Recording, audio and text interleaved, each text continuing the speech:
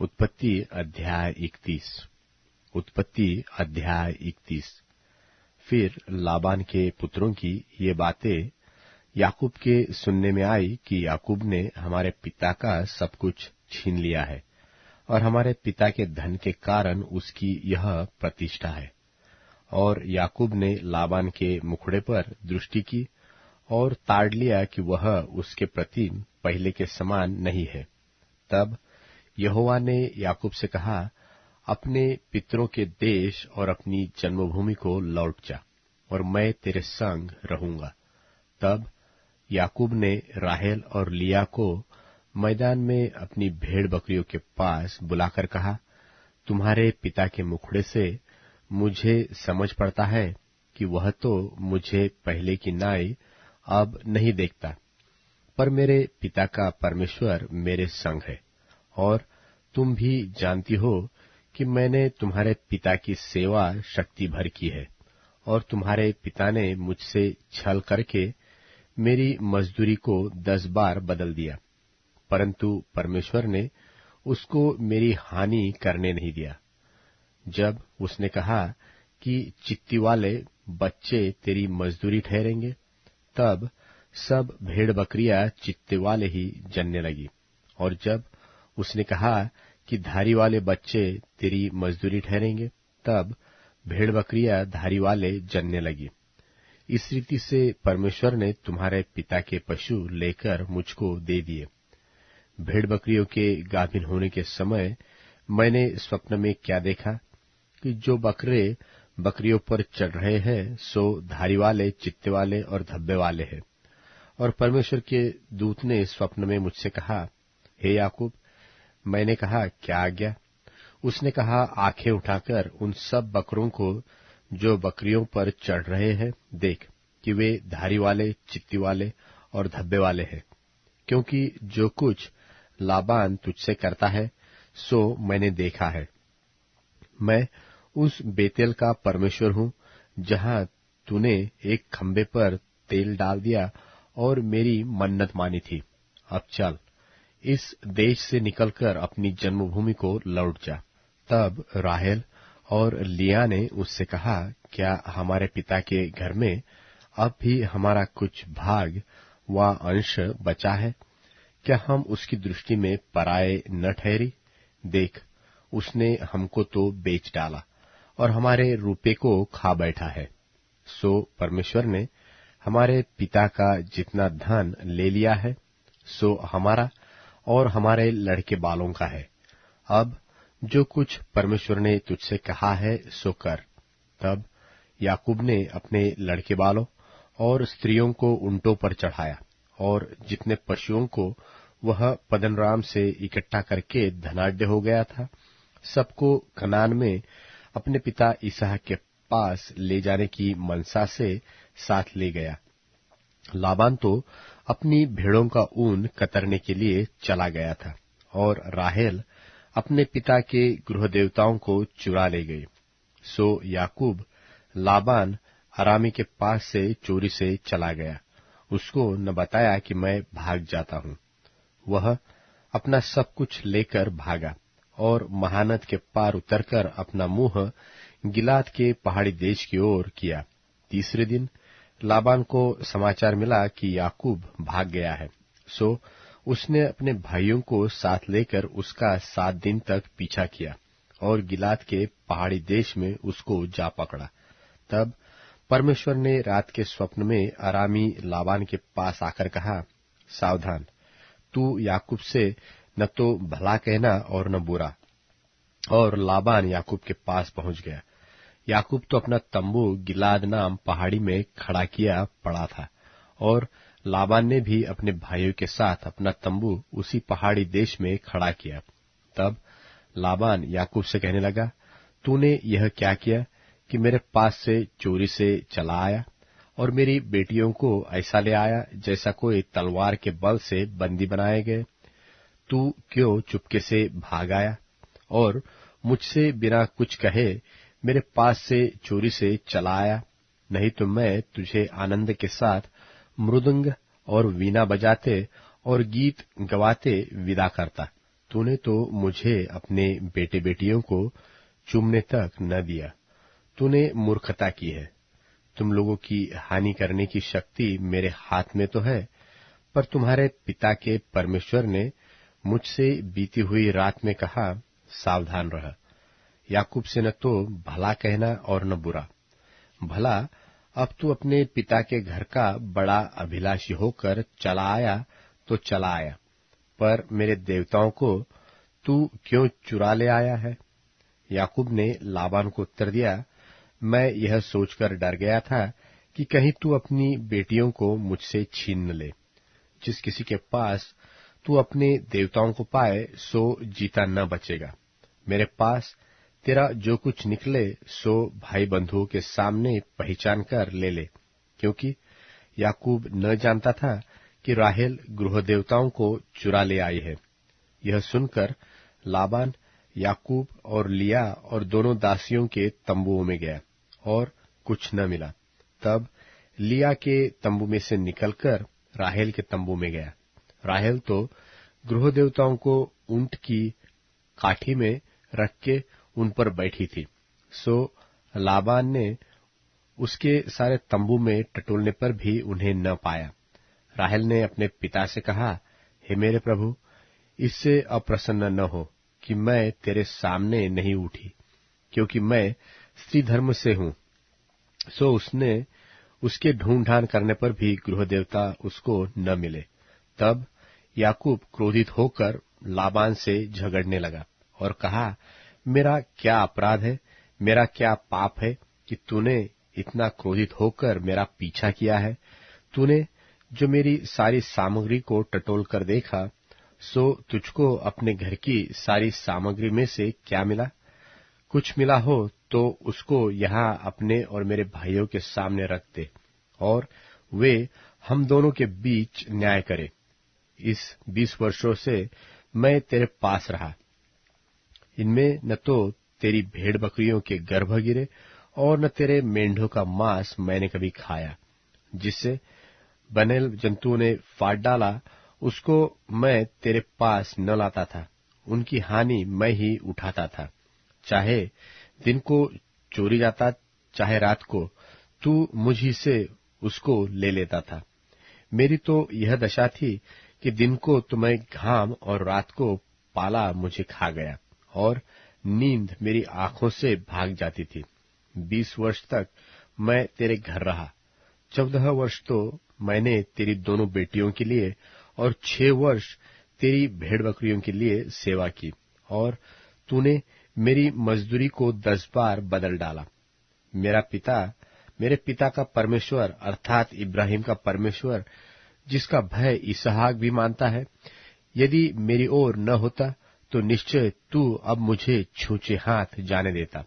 मेरे दुख और मेरे हाथों के परिश्रम को देखकर परमेश्वर ने बीती हुई रात में तुझे दपटा। लाबान ने याकूब से कहा, ये बेटियां तो मेरी ही है, और ये पुत्र भी मेरी ही है, और ये भेड़ बकरियां भी मेरी ही है, और जो कुछ तुझे देख पड़ता है सो सब मेरा ही है। और अब मैं अपनी इन बेटियों व इनके संतानों से क्या कर सकता हूँ? अब आ, मैं और तू दोनों आपस में वाचा बांधे, और वह मेरे और तेरे बीच साक्षी ठहरे। तब याकूब ने एक पत्थर लेकर उसका खंबा खड़ा किया। तब याकूब ने अपने भाई बंधुओं से कहा, पत्थर इकट्ठा करो। यह सुनकर उन्होंने पत्थर इकट्ठा करके एक ढेर लगाया, और वही ढेर के पास उन्होंने भोजन किया। उस ढेर का नाम लाबान ने तो यज्र सहादु था, पर याकूब ने जिलियाद रखा। लाबान ने कहा कि यह ढेर आज से मेरे और तेरे बीच साक्षी होगा।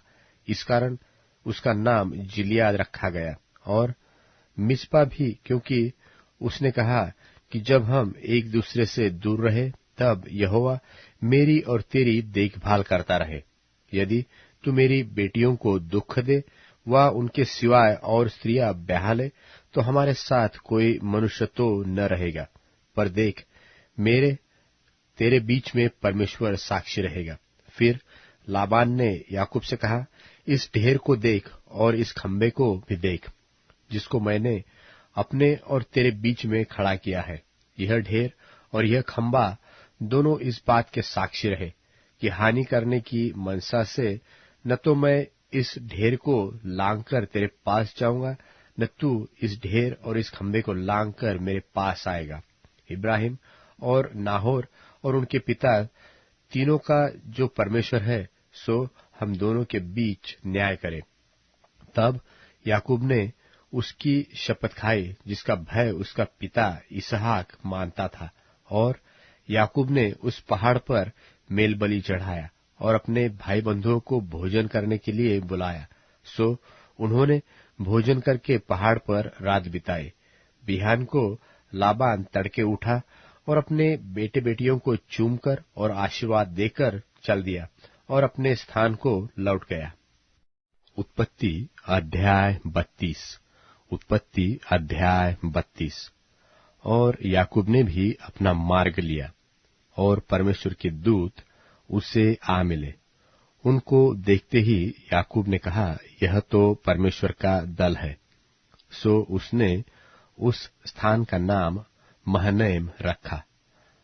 तब याकूब ने सेईर देश में अर्थात एदोम देश में अपने भाई एसाव के पास अपने आगे दूत भेज दिए, और उसने उन्हें यह आज्ञा दी कि मेरे प्रभु एसाव से यो कहना कि तेरा दास याकूब तुझसे यो कहता है कि मैं लाबान के यहाँ परदेशी होकर अब तक रहा, और मेरे पास गाय बैल, गड्ढे, भेड़ बकरियां और दास दासियां है।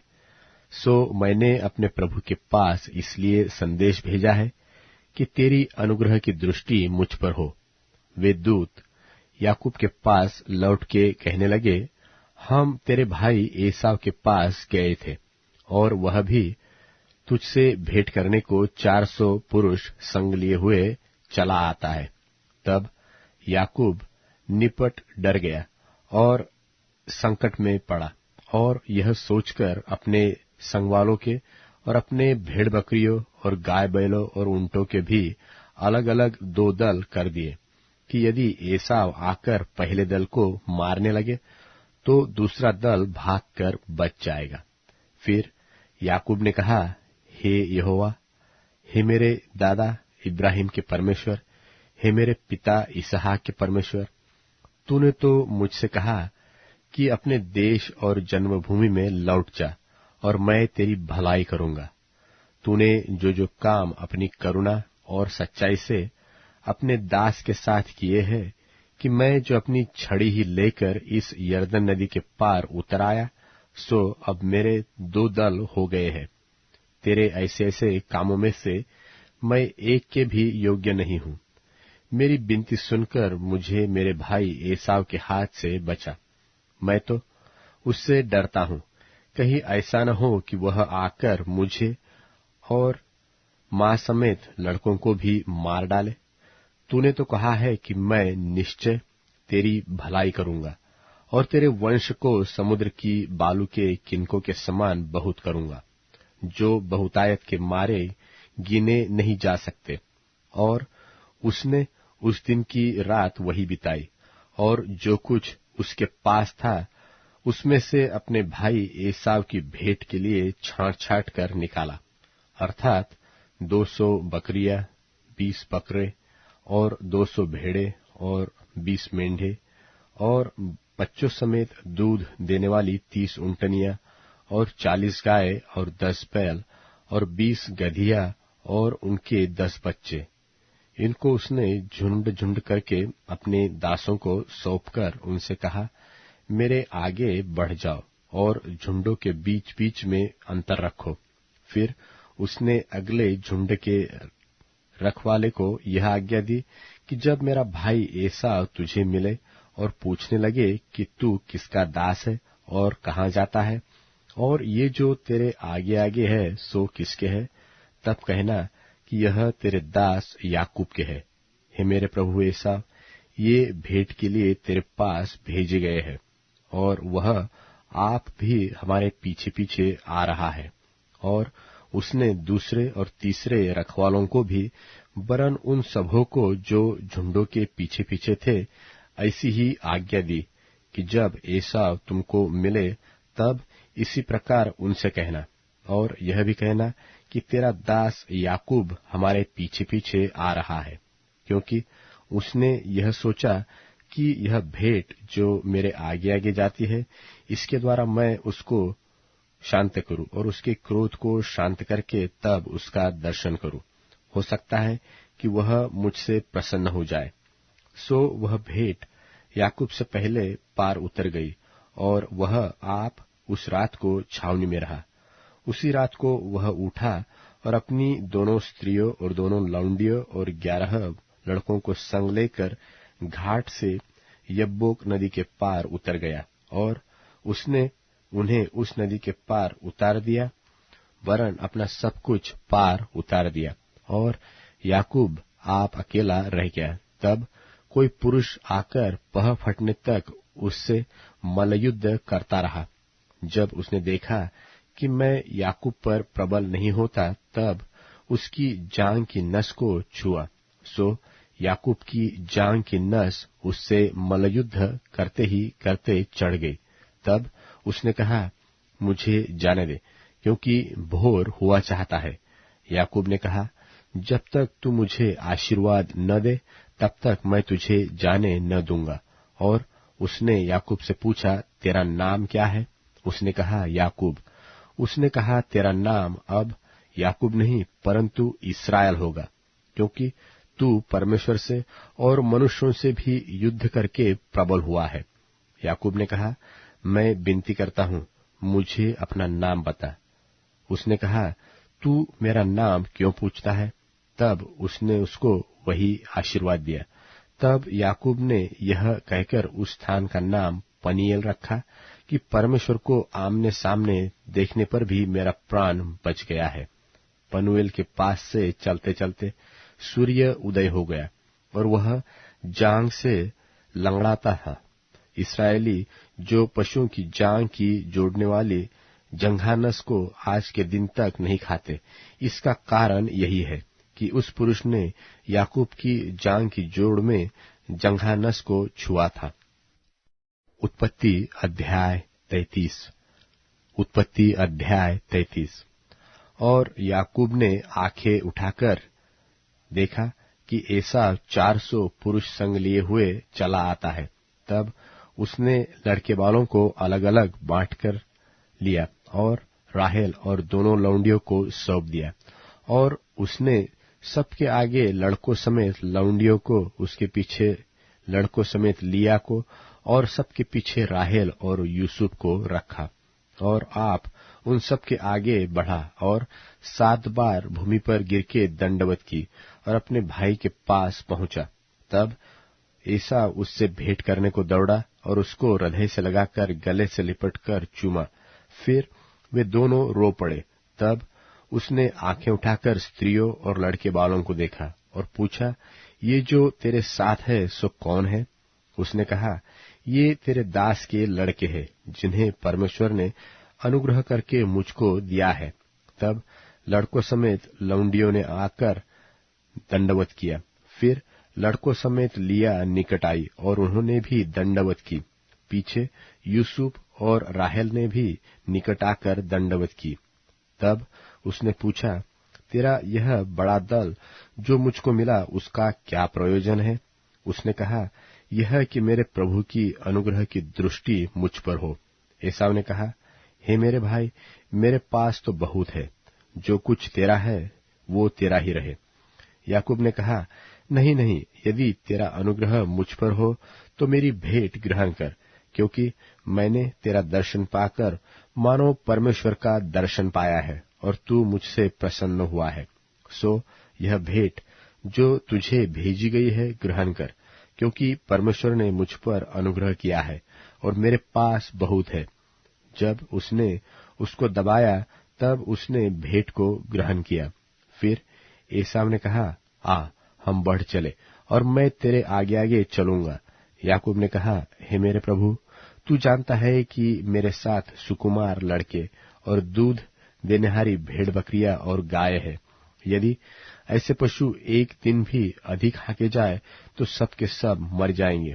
सो मेरा प्रभु अपने दास के आगे बढ़ जाए और मैं इन पशुओं की गति के अनुसार जो मेरे आगे है और लड़के बालों की गति के अनुसार धीरे धीरे चलकर सेईर में अपने प्रभु के पास पहुंचूंगा।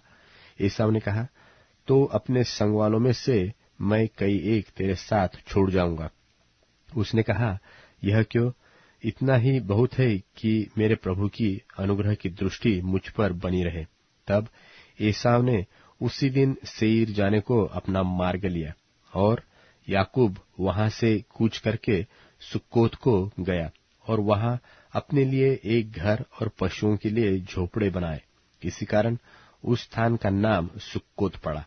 और याकूब जो पद्दनराम से आया था, सो कनान देश के शकेम के नगर के पास कुशल क्षेम से पहुंचकर नगर के सामने डेरे खड़े किए और भूमि के जिस खंड पर उसने अपना तंबू खड़ा किया उसको उसने शकेम के पिता हमोर के पुत्रों के हाथों से 100 कसीतों से मोल लिया और वहां उसने एक वेदी बनाकर उसका नाम एलोलोहे इस्राएल रखा। उत्पत्ति अध्याय 34। उत्पत्ति अध्याय 34। और लिया की बेटी दीना जो याकूब से उत्पन्न हुई थी, उस देश की लड़कियों से भेंट करने को निकली।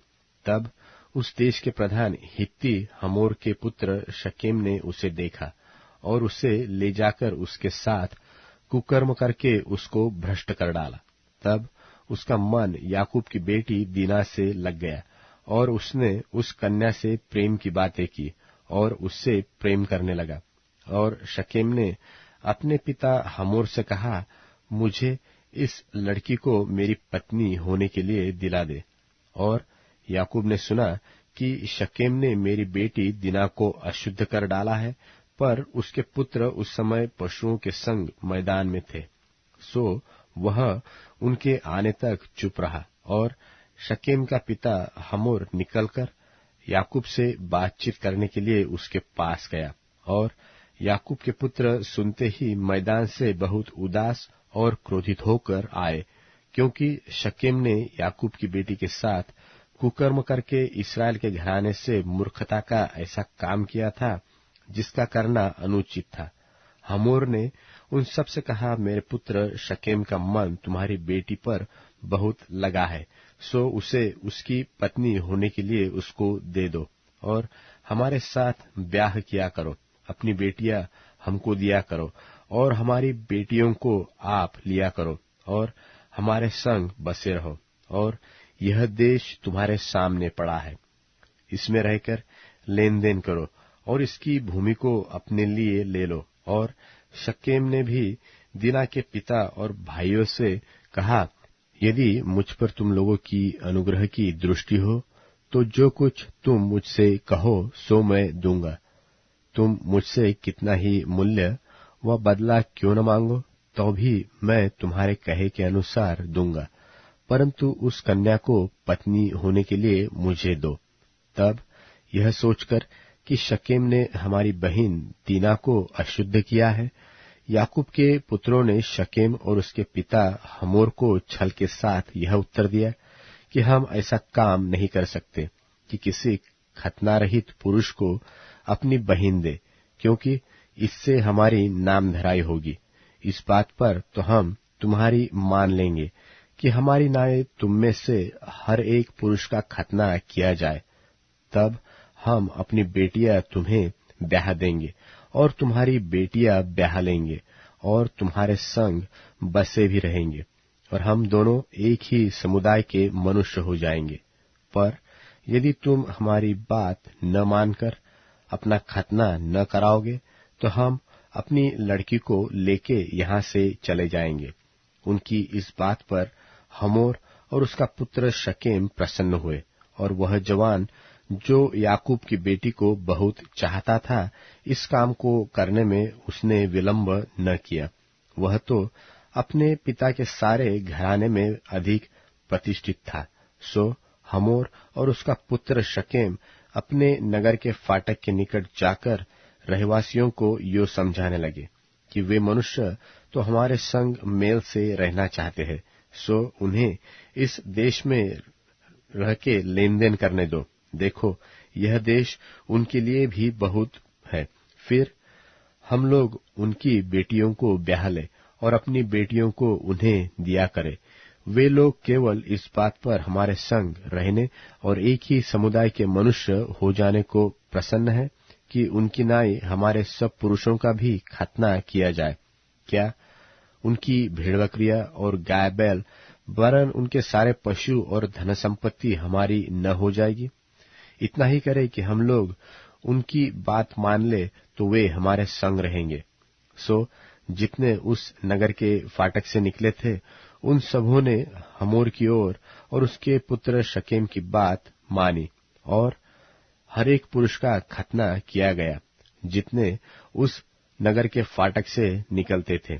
तीसरे दिन जब वे लोग पीड़ित पड़े थे, तब ऐसा हुआ कि शिमोन और लेवी नाम याकूब के दो पुत्रों ने, जो दीना के भाई थे, अपनी अपनी तलवार ले उस नगर में निधड़क घुसकर सब पुरुषों को घात किया और हमोर और उसके पुत्र शकेम को उन्होंने तलवार से मार डाला और दीना को शकेम के घर से निकाल ले गए। और याकूब के पुत्रों ने घात कर डालने पर भी चढ़कर नगर को इसलिए लूट लिया कि उसमें उनकी बहन अशुद्ध की गई थी। उन्होंने भेड़ बकरी और गाय बैल और गधे और नगर और मैदान में जितना धन था ले लिया। उस सब को और उनके बाल बच्चों और स्त्रियों को भी हर ले गए, वरन घर घर में जो कुछ था उसको भी उन्होंने लूट लिया।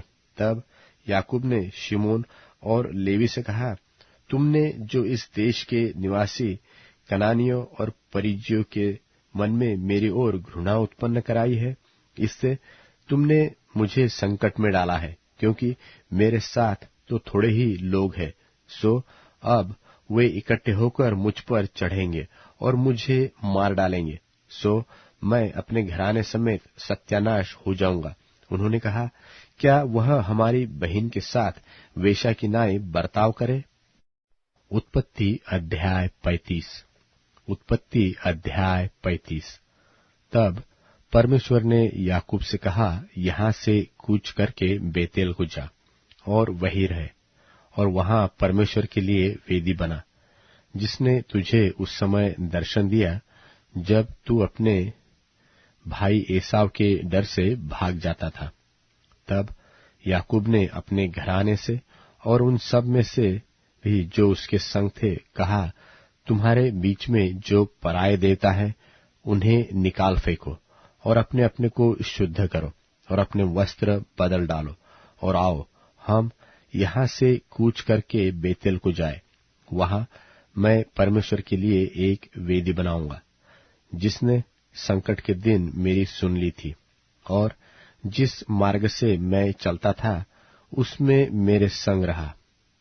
सो जितने पराये देवता उनके पास थे और जितने कुंडल उनके कानों में थे, उन सबों को उन्होंने याकूब को दे दिया और उसने उनको उस सिंदूर वृक्ष के नीचे जो शकेम के पास है गाड़ दिया। तब उन्होंने कूच किया और उनके चारों ओर के नगर निवासियों के मन में परमेश्वर की ओर से ऐसा भय समा गया कि उन्होंने याकूब के पुत्रों का पीछा न किया। सो याकूब उन सब समेत जो उसके संग थे कनान देश के लूज नगर को आया। वह नगर बेतेल भी कहलाता है। वहां उसने एक वेदी बनाई और उस स्थान का नाम एल बेतेल रखा, क्योंकि जब वह अपने भाई के डर से भागा जाता था, तब परमेश्वर उस पर वही प्रकट हुआ था। और रिबका की दूध पिलाने वाली गाय दबोरा मर गई और बेतेल के नीचे सिंदूर के वृक्ष के तले उसको मिट्टी दी गई और उस सिंदूर वृक्ष का नाम अल्लोन बक्कुत रखा गया। फिर याकूब के पद्दनराम से आने के पश्चात परमेश्वर ने दूसरी बार उसको दर्शन देकर आशीष दी और परमेश्वर ने उससे कहा, अब तक तो तेरा नाम याकूब रहा है, पर आगे को तेरा नाम याकूब न रहेगा, तू इस्राएल कहलाएगा। सो उसने उसका नाम इस्राएल रखा।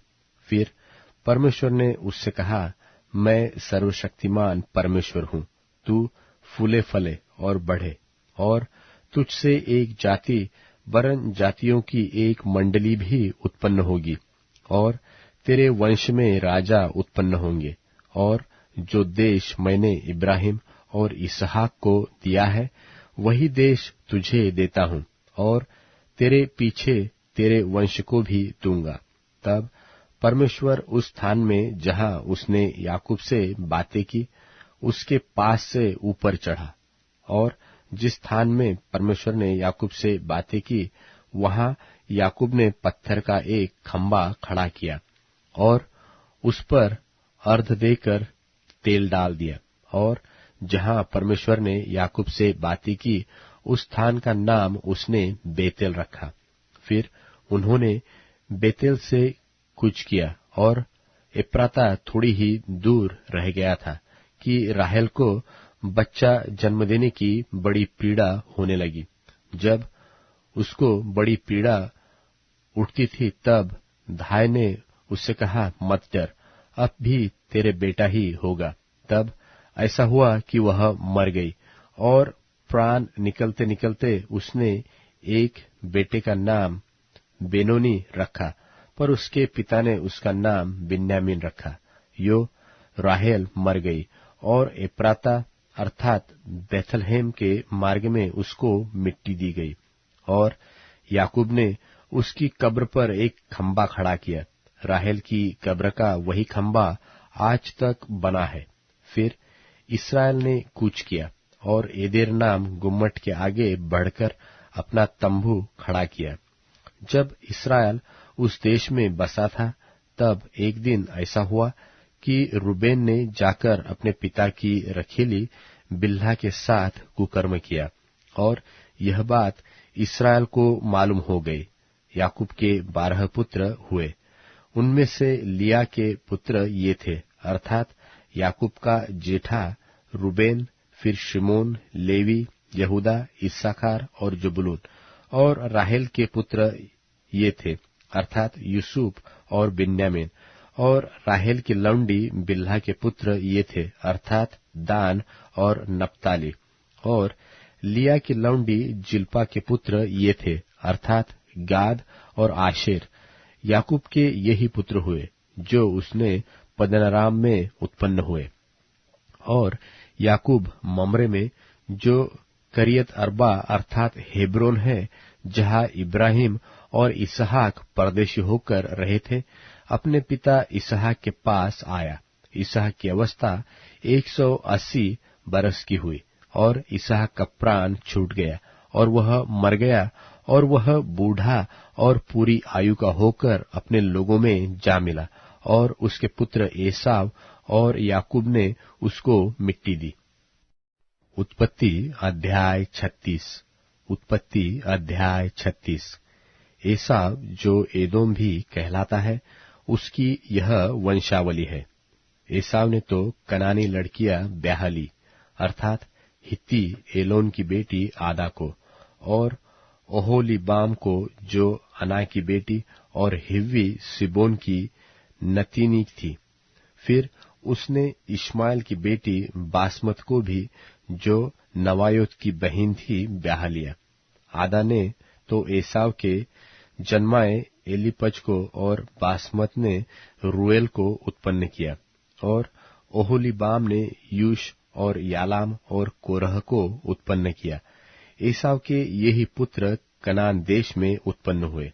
और एसाव अपनी पत्नियों और बेटे बेटियों और घर के सब प्राणियों और सब भेड़ बकरी और गाय बैल आदि सब पशुओं, निदान अपनी सारी संपत्ति को जो उसने कनान देश में संचय की थी, लेकर अपने भाई याकूब के पास से दूसरे देश को चला गया, क्योंकि उनकी संपत्ति इतनी हो गई थी कि वे इकट्ठे न रह सके, और पशुओं की बहुतायत के मारे उस देश में जहाँ वे परदेशी होकर रहते थे, उनकी समाई न रही। एसाव जो एदोम भी कहलाता है, सो सेईर नाम पहाड़ी देश में रहने लगा। सेईर नाम पहाड़ी देश में रहने वाले एदोमियों के मूल पुरुष एसाव की वंशावली यह है। एसाव के पुत्रों के नाम ये है, अर्थात एसाव की पत्नी आदा का पुत्र एलीपज, और उसी एसाव की पत्नी बासमत का पुत्र रूएल।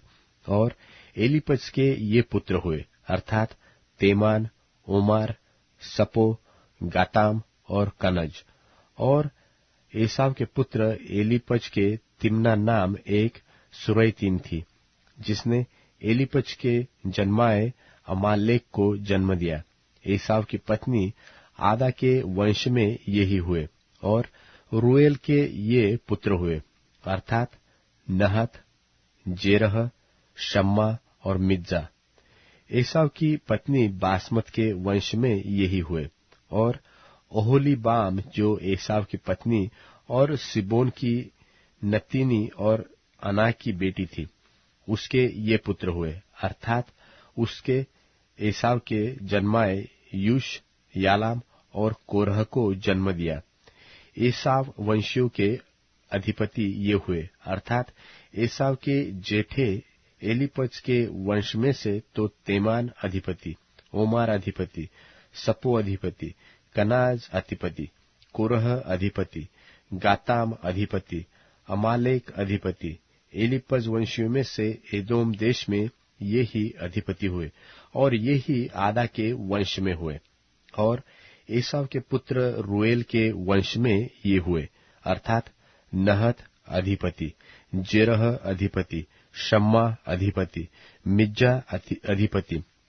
रूएल वंशियों में से एदोम देश में ये ही अधिपति हुए, और ये ही एसाव की पत्नी बासमत के वंश में हुए। और एसाव की पत्नी ओहोलीबीमा के वंश में ये हुए, अर्थात यूश अधिपति, यालाम अधिपति, कोरह अधिपति। अना की बेटी ओहोलीबामा जो एसाव की पत्नी थी, उसके वंश में यही हुए।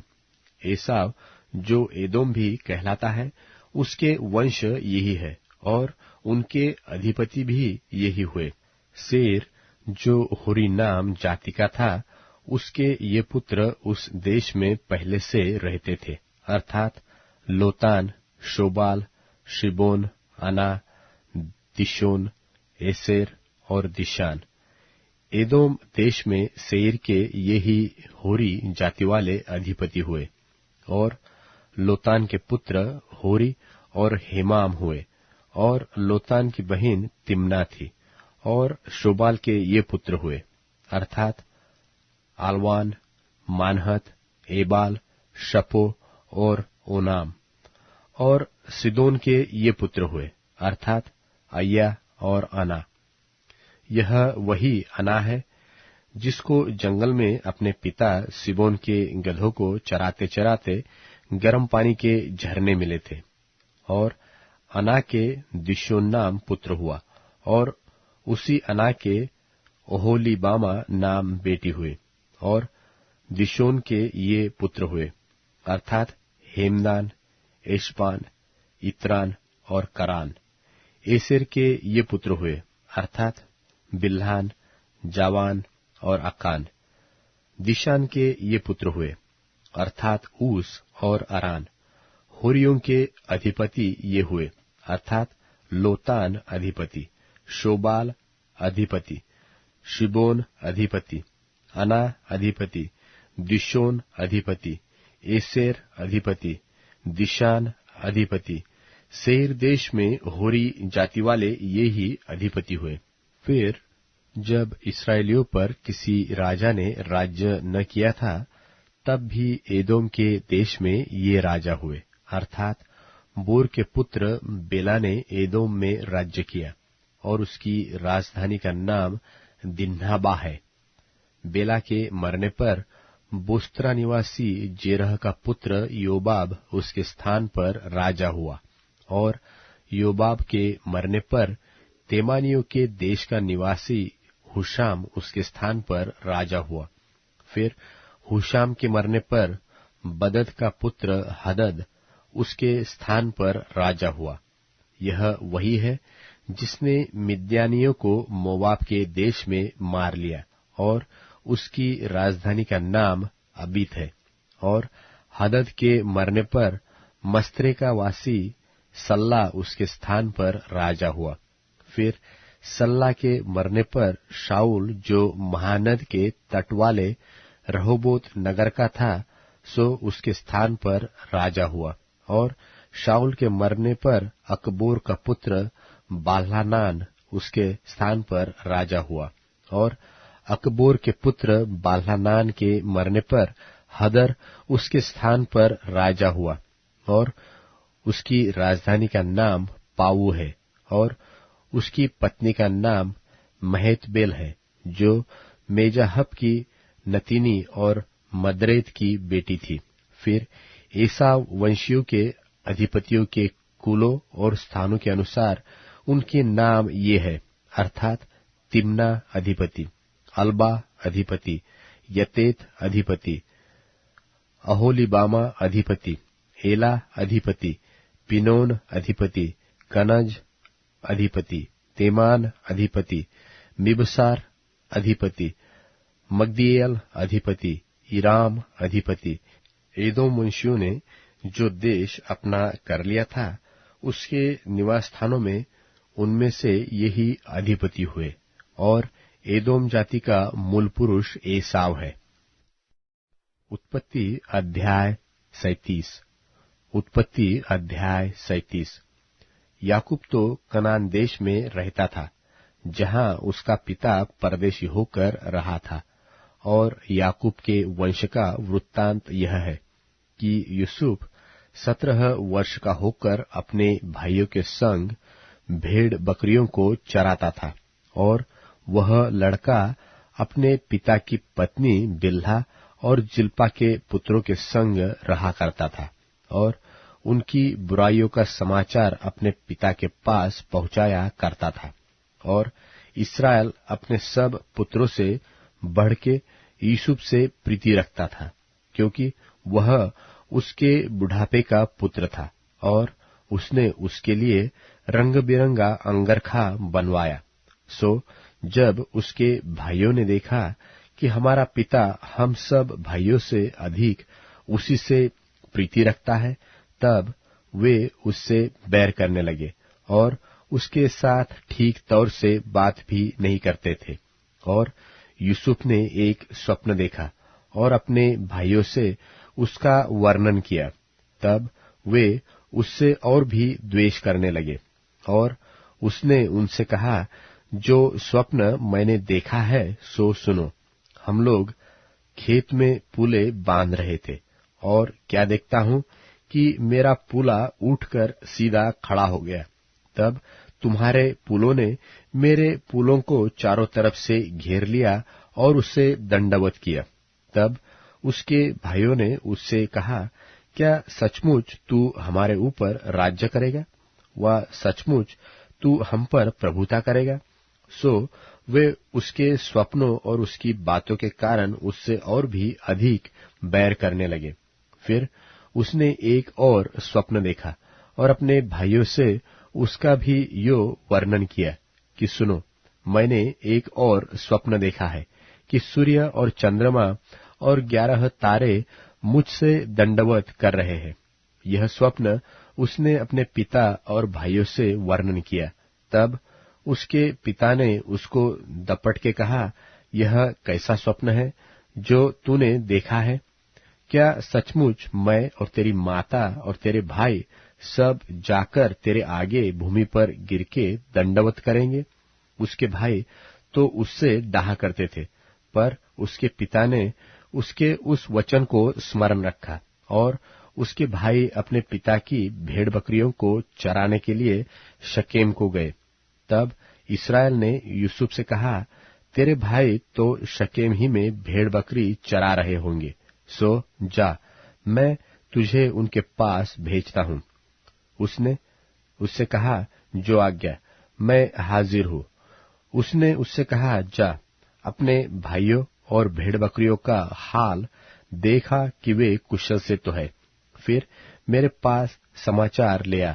सो उसने उनको हेब्रोन की तराई में विदा कर दिया और वह शकेम में आया। और किसी मनुष्य ने उसको मैदान में इधर उधर भटकते हुए पाकर उससे पूछा, तू क्या ढूंढता है? उसने कहा, मैं तो अपने भाइयों को ढूंढता हूँ। कृपा कर मुझे बता कि वे भेड़ बकरियों को कहाँ चरा रहे हैं। उस मनुष्य ने कहा, वे तो यहाँ से चले गए हैं और मैंने उनको यह कहते सुना कि आओ हम दोतान को चले।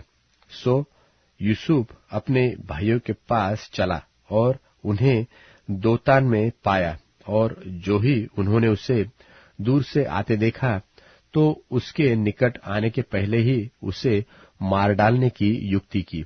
और वे आपस में कहने लगे, देखो वह स्वप्न देखने वाला आ रहा है, सो आओ हम उसको घात करके किसी गड्ढे में डाल देंगे और यह कह देंगे कि कोई दुष्ट पशु उसको खा गया। फिर हम देखेंगे कि उसके स्वप्नों का क्या फल होगा। यह सुन के रूबेन ने उसको उसके हाथों से बचाने की मनसा से कहा, हम उसको प्राण से तो न मारे। फिर रूबेन ने उनसे कहा, लोहू मत बहाओ, उसको जंगल के इस गड्ढे में डाल दो और उस पर हाथ मत उठाओ। वह उसको उनके हाथ से छुड़ाकर पिता के पास पहुंचाना चाहता था। सो ऐसा हुआ कि जब यूसुफ अपने भाइयों के पास पहुंचा, तब उन्होंने उसका रंग बिरंगा अंगरखा जिसे वह पहने हुए था उतार लिया और यूसुफ को उठाकर गड्ढे में डाल दिया।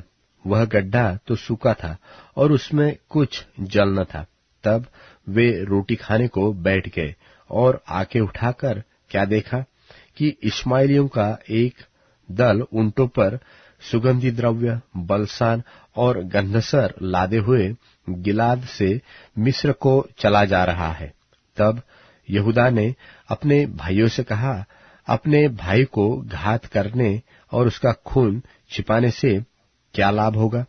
आओ हम उसे इश्माएलियों के हाथ बेच डालें और अपना हाथ उस पर न उठाए, क्योंकि वह हमारा भाई और हमारी ही हड्डी और मांस है। सो उसके भाइयों ने उसकी बात मान ली। तब मिद्यानी व्यापारी उधर से होकर उनके पास पहुंचे।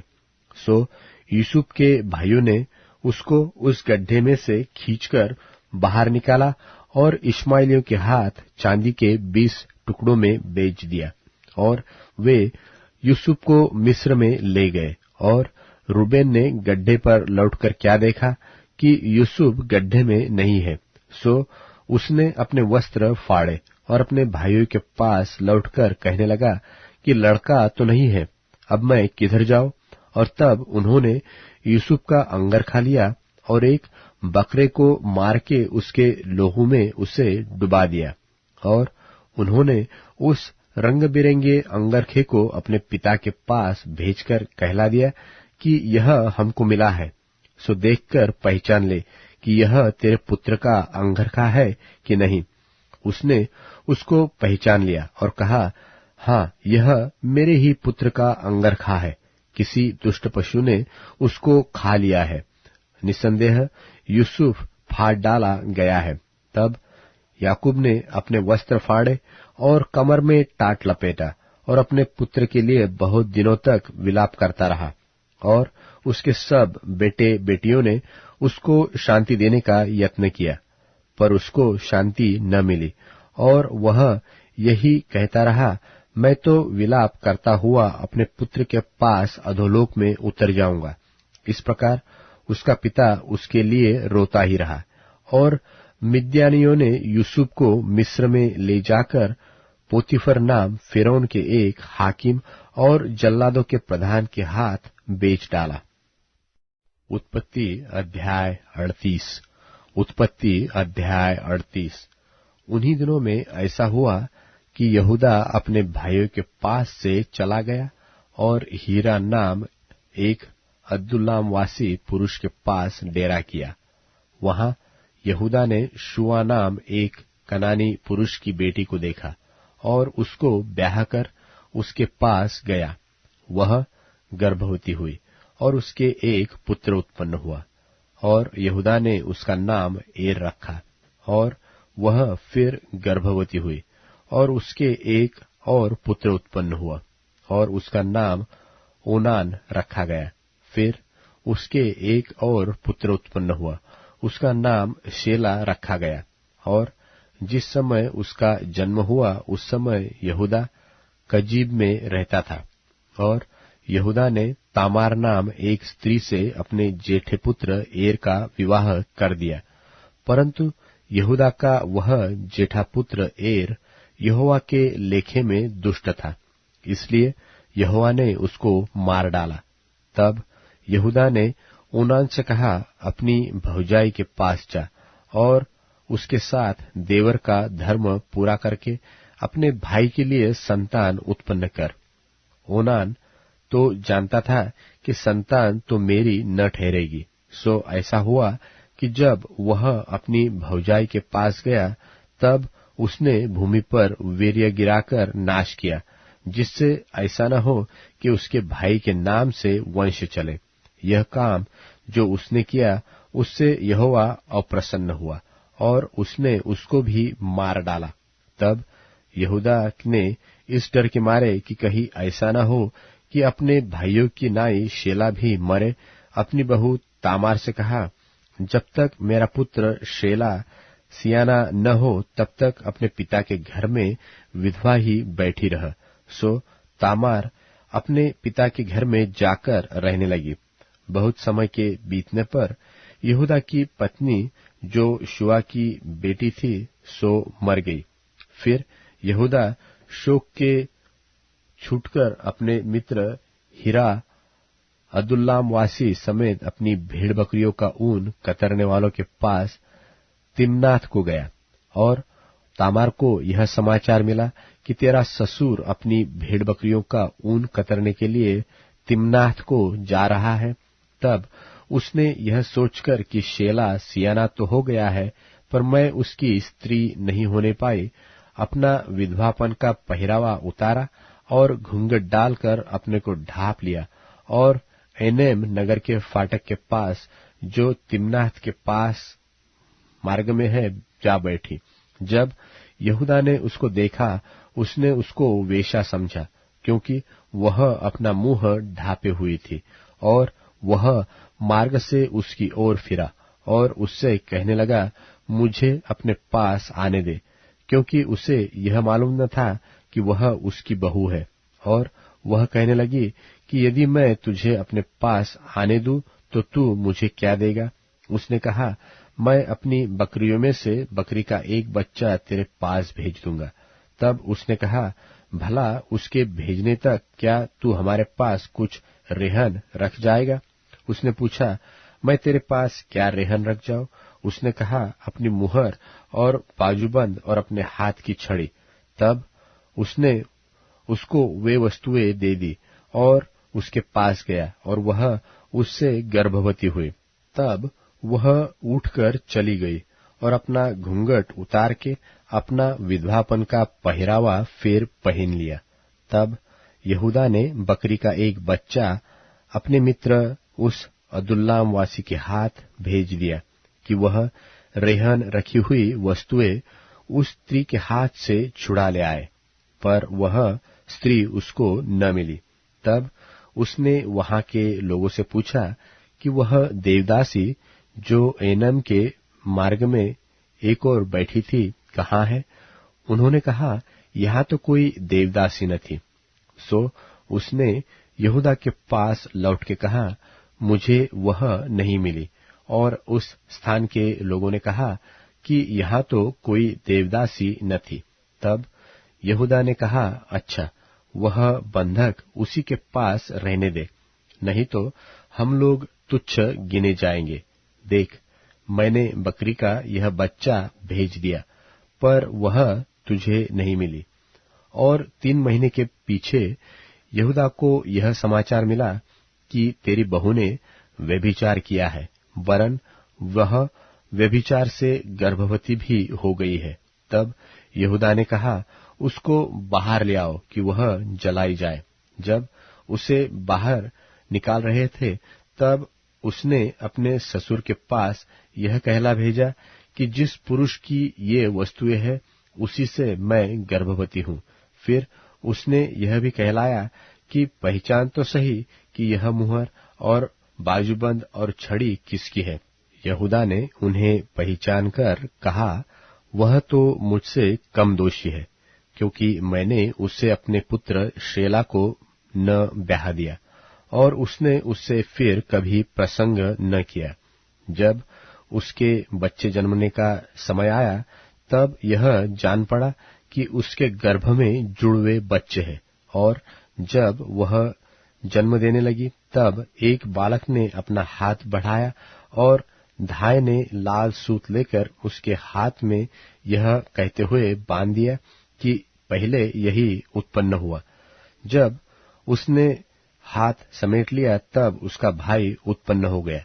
तब उस धाय ने कहा, तू क्यों बरब्बस निकल आया है? इसलिए उसका नाम पेरेस रखा गया। पीछे उसका भाई, जिसके हाथ में लाल सूत बंधा हुआ था, उत्पन्न हुआ।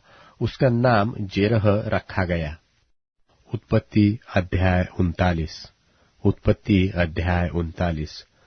जब यूसुफ मिस्र में पहुंच गया, तब पोतीपर नाम एक मिस्री, जो फिरौन का हाकिम और जल्लादों का प्रधान था, उसने उसको इश्माएलियों के हाथ से, जो उसे वहां ले गए थे, मोल लिया। और यूसुफ अपने मिस्री स्वामी के घर में रहता था, और यहोवा उसके संग था, सो वह भाग्यवान पुरुष हो गया। और यूसुफ के स्वामी ने देखा कि यहोवा उसके संग रहता है, और जो काम वह करता है उसको यहोवा उसके हाथ से सुफल कर देता है। तब उसकी अनुग्रह की दृष्टि उस पर हुई, और वह उसकी सेवा टहल करने के लिए नियुक्त किया गया। फिर उसने उसको अपने घर का अधिकारी बना के अपना सब कुछ उसके हाथ में सौंप दिया। और जब से उसने उसको अपने घर का और अपनी सारी संपत्ति का अधिकारी बनाया, तब से यहोवा यूसुफ के कारण उस मिस्री के घर पर आशीष देने लगा। और क्या घर में, क्या मैदान में, उसका जो कुछ था, सब पर यहोवा की आशीष होने लगी। सो उसने अपना सब कुछ यूसुफ के हाथ में यहाँ तक छोड़ दिया कि अपने खाने की रोटी को छोड़ वह अपनी संपत्ति का हाल कुछ न जानता था। और यूसुफ सुंदर और रूपवान था। इन बातों के पश्चात ऐसा हुआ कि उसके स्वामी की पत्नी ने यूसुफ की ओर आंख लगाई और कहा, मेरे साथ सो। पर उसने अस्वीकार करते हुए अपने स्वामी की पत्नी से कहा, सुन, जो कुछ इस घर में है मेरे हाथ में है, और मेरा स्वामी कुछ नहीं जानता, और उसने अपना सब कुछ मेरे हाथ में सौंप दिया है। इस घर में मुझसे बड़ा कोई नहीं, और उसने तुझे छोड़, जो तू उसकी पत्नी है, मुझसे कुछ नहीं रख छोड़ा। सो भला मैं ऐसी बड़ी दुष्टता करके परमेश्वर का अपराधी क्यों कर बनूं? और ऐसा हुआ कि वह प्रतिदिन यूसुफ से बातें करती रही, पर उसने उसकी न मानी कि उसके पास लेटे व उसके संग रहे। एक दिन क्या हुआ कि यूसुफ अपना कामकाज करने के लिए घर में गया, और घर के सेवकों में से कोई भी घर के अंदर न था। तब उस स्त्री ने उसका वस्त्र पकड़कर कहा, मेरे साथ सो। पर वह अपना वस्त्र उसके हाथ में छोड़कर भागा और बाहर निकल गया। यह देखकर कि वह अपना वस्त्र मेरे हाथ में छोड़कर भाग गया, उस स्त्री ने अपने घर के सेवकों को बुलाकर कहा, देखो, वह एक इब्री मनुष्य को हमारा तिरस्कार करने के लिए हमारे पास ले आया है। वह तो मेरे साथ सोने के मतलब से मेरे पास अंदर आया था, और मैं ऊंचे स्वर से चिल्ला उठी, और मेरी बड़ी चिल्लाहट सुनकर वह अपना वस्त्र मेरे पास छोड़कर भागा और बाहर निकल गया। और वह उसका वस्त्र उसके स्वामी के घर आने तक अपने पास रखे रही। तब उसने उससे इस प्रकार की बातें कही कि वह इब्री दास जिसको तू हमारे पास ले आया है, सो मुझसे हंसी करने के लिए मेरे पास आया था। और जब मैंने ऊंचे स्वर से चिल्ला कर कहा, तब वह अपना वस्त्र मेरे पास छोड़कर बाहर भाग गया। अपनी पत्नी की ये बातें सुनकर कि तेरे दास ने मुझसे ऐसा ऐसा काम किया, यूसुफ के स्वामी का कोप भड़का और यूसुफ के स्वामी ने उसको पकड़कर बंदी गृह में, जहां राजा के कैदी बंद थे, डलवा दिया। सो वह उस बंदी गृह में रहने लगा। पर यहोवा यूसुफ के संग संग रहा और उस पर करुणा की, और बंदीगृह के दरोगा के अनुग्रह की दृष्टि उस पर हुई। सो बंदीगृह के दरोगा ने उन सब बंधुओं को जो कारागार में थे यूसुफ के हाथ में सौंप दिया, और जो काम वे वहां करते थे वही उसी की आज्ञा से होता था। बंदीगृह के दरोगा के वश में जो कुछ था, क्योंकि उसमें से उसको कोई भी वस्तु देखनी न पड़ती थी, इसलिए कि यहोवा यूसुफ के साथ था, और जो कुछ वह करता था यहोवा उसको उसमें सफलता देता था। उत्पत्ति अध्याय 40। उत्पत्ति अध्याय 40। इन बातों के पश्चात ऐसा हुआ कि मिस्र के राजा के पिलानेहारे और पकानेहारे ने अपने स्वामी का कुछ अपराध किया। तब फिरौन ने अपने उन दोनों हाकिमों पर, अर्थात पिलानेहारों के प्रधान और पकानेहारों के प्रधान पर क्रोधित होकर उन्हें कैद करा के जल्लादों के प्रधानों के घर के उसी बंदीगृह में, जहां यूसुफ बंद हुआ था, डलवा दिया। तब जल्लादों के प्रधान ने उनको यूसुफ के हाथ सौंपा, और वह उनकी सेवा टहल करने लगा। सो वे कुछ दिन तक बंदीगृह में रहे, और मिस्र के राजा का पिलानेहारा और पकानेहारा जो बंदीगृह में बंद थे, उन दोनों ने एक ही रात में अपने होनहार के अनुसार स्वप्न देखा। बिहान को जब यूसुफ उनके पास अंदर गया, तब उन पर उसने जो दृष्टि की, तो क्या देखता है कि वे उदास है। सो उसने फिरौन के उन हाकिमों से जो उसके साथ उसके स्वामी के घर के बंदीगृह में थे, पूछा कि आज तुम्हारे मुंह क्यों उदास है? उन्होंने उससे कहा, हम दोनों ने स्वप्न देखा है, और उनके फल का बताने वाला कोई भी नहीं। यूसुफ ने उनसे कहा, क्या स्वप्नों का फल कहना परमेश्वर का काम नहीं है? मुझे अपना अपना स्वप्न बताओ।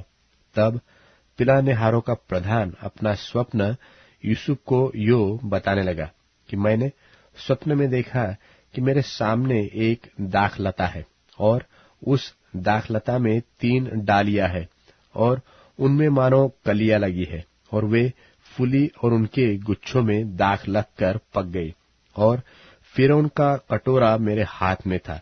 सो मैंने उन दाखों को लेकर फिरौन के कटोरे में निचोड़ा, और कटोरे को फिरौन के हाथ में दिया। यूसुफ ने उससे कहा, इसका फल यह है कि 3 डालियों का अर्थ 3 दिन है, और अब से 3 दिन के भीतर फिरौन तेरा सिर ऊंचा करेगा, और फिर से तेरे पद पर तुझे नियुक्त करेगा, और तू पहले की नाई फिरौन का पिलानेहारा होकर उसका कटोरा उसके हाथ में फिर दिया करेगा। सो जब तेरा भला हो जाए, तब मुझे स्मरण करना, और मुझ पर कृपा करके फिरौन से मेरी चर्चा चलाना, और इस घर से मुझे छुड़वा देना, क्योंकि सचमुच इब्रानियों के देश से मुझे चुराकर ले आए हैं, और यहाँ भी मैंने कोई ऐसा काम नहीं किया जिसके कारण मैं इस कारागार में डाला जाऊं। यह देखकर कि उसके स्वप्न का फल अच्छा निकला, पकानेहारों के प्रधान ने यूसुफ से कहा, मैंने भी स्वप्न देखा है। वह यह है कि मैंने देखा कि मेरे सिर पर सफेद रोटी की 3 टोकरियां हैं, और ऊपर की टोकरी में फिरौन के लिए सब प्रकार की पकी पकाई वस्तुएं हैं, और पक्षी मेरे सिर पर की टोकरी में से उन वस्तुओं को खा रहे हैं। यूसुफ ने कहा, इसका फल यह है कि 3 टोकरियों का अर्थ 3 दिन है। सो अब से 3 दिन के भीतर फिरौन तेरा सिर कटवाकर तुझे एक वृक्ष पर टंगवा देगा, और पक्षी तेरे मांस को नोच नोच कर खाएंगे। और तीसरे दिन फिरौन का जन्मदिन था।